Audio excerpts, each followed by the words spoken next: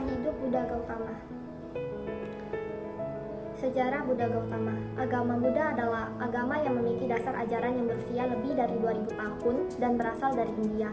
Sekitar 350 sampai 550 juta orang di seluruh dunia saat ini menjadi penganut agama Buddha. Arti dari Buddha sendiri yaitu yang telah sadar, yang telah terjaga, atau yang telah cerah.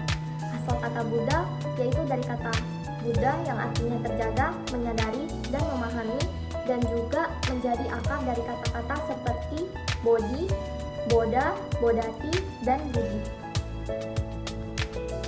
Buddha adalah sebuah gelar untuk seseorang yang telah mencapai pencerahan sempurna. Ajaran agama ini mengedepankan mengenai cinta kasih dan kebijaksanaan yang dianggap sesuai dengan pengertian filsafat atau jalan hidup oleh sebagian orang. Karena itulah istilah isme yang sering ditambahkan pada ajaran filsafat juga kerap disandingkan dengan kata Buddha, sehingga kata Buddhisme menjadi sebutan lain untuk agama Buddha. Selanjutnya itu sejarah Buddha Gautama. Membahas tentang keberadaan agama Buddha tidak dapat dilepaskan dari sosok Siddhartha Gautama sebagai penemu dan juga penyebar ajaran Buddha. Siddhartha Gautama menemukan dan mengajarkan agama Buddha setelah mencapai suatu pencerahan secara sempurna atau disebut dengan penyadaran penuh. Tahun kelahirannya bervariasi dan tidak ada sumber yang pasti. Siddhartha Gautama atau Buddha lahir sekitar abad 4 hingga 6 sebelum Masehi di kerajaan kecil yang terletak di bawah kaki gunung Himalaya, tepatnya di Lumbini, Nepal. Ayahnya Raja Sudodana adalah seorang kepala suku Klien Sakya.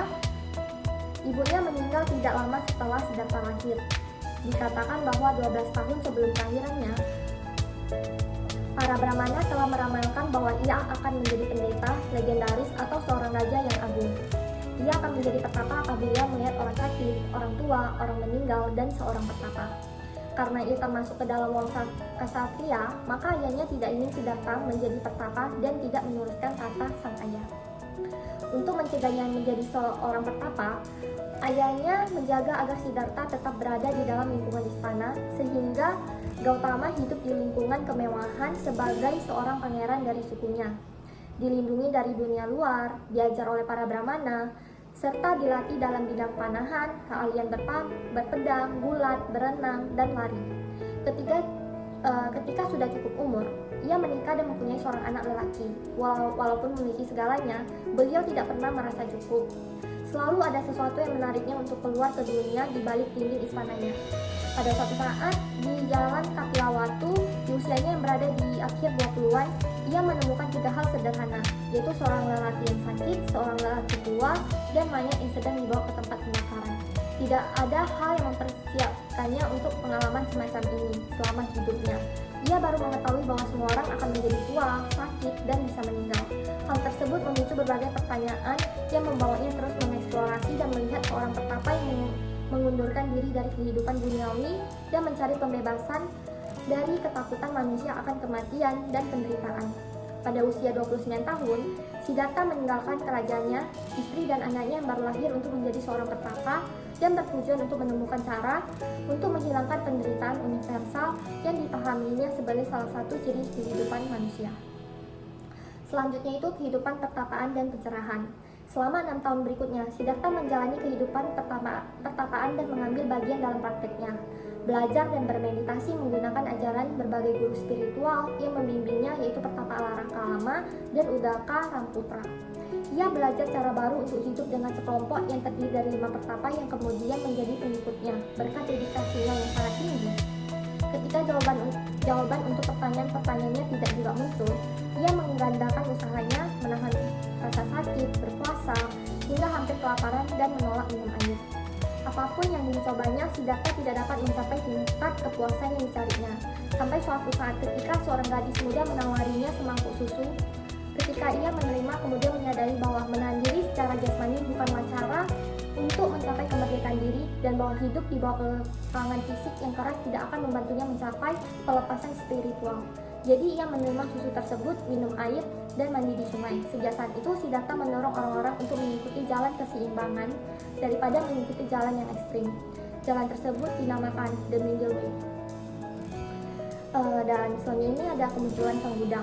Jadi sejarah Buddha Gautama ini mencapai waktunya ketika suatu malam Siddhartha duduk di bawah pohon Bodhi, bersumpah tidak akan bangun sampai kebenaran yang dicarinya datang, dan bermeditasi sampai matahari terbit keesokan harinya.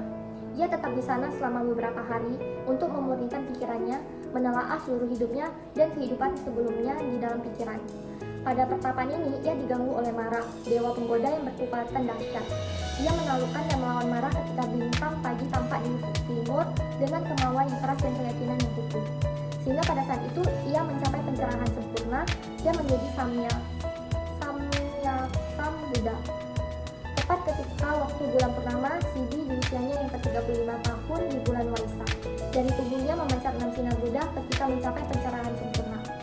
Kenaman sinar Buddhaisme tersebut adalah warna biru, nila yang artinya bakti, kuning atau pita yang artinya kebijaksanaan dan pengetahuan, merah atau lohita yang artinya kasih sayang dan belas kasih, putih atau awadata yang berarti suci, jingga atau mangasta yang artinya semangat, dan campuran semua sinar tersebut yang dinamakan Prabhaswara.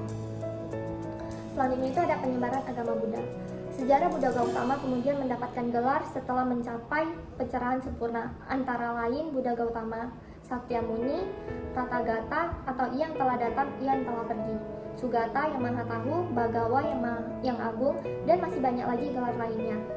Khotbah pertamanya yang disebut Dhammacakka Pawatana Sutta didengarkan oleh kelima petapa pengikutnya.